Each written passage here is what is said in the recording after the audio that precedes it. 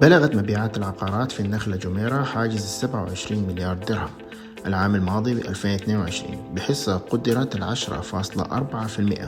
من مجمل قيمة المبايعات العقارية في دبي في 2022 الذي بلغ 264 مليار درهم، وبذلك تسجل قيمة المبيعات العقارية في النخلة جميرة نمواً ب 52% مقارنة ب 14.3 مليار درهم المبيعات المحققة في 2021.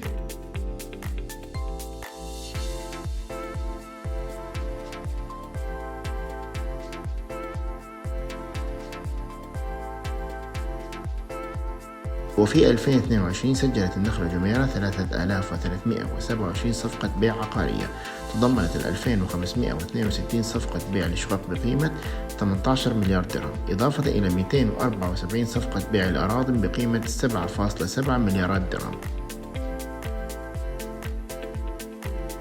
وتم تسجيل 285 صفقة بيع لشقق فندقية في النخلة جميرة بقيمة 678 مليون درهم، إلى جانب 189 غرفة فندقية ب 260 مليون درهم. فيما شهدت الفيلل 9 صفقات بقيمة 465 مليون درهم.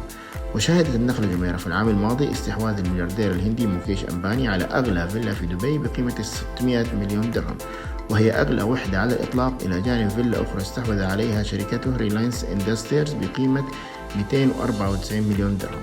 كما باعت الباقو العقارية فيلا فاخرة تحمل اسم كازا ديل سول في حي المليارديرات ضمن السعفة جي في النخلة جميرة مقابل 302 مليون درهم. كما طرحت مشروعا جديدا لشقق بنت هاوس يضم شقة معروضة للبيع ب 250 مليون درهم.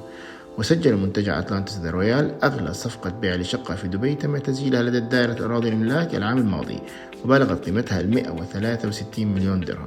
ومن جانبها أطلقت نخيل مبيعات أبراجها الثلاثة في النخلة جميرة بالم بيتش تاور 1 و2 و3، فيما كشفت شركة أمنيات التطوير العقاري عن مشروع أورلا لونشستر كوليكشن دبي الذي يمتد على أرض مساحتها 29,000 متر مربع على شاطئ النخلة جميرة، ويضم 86 شقة فاخرة.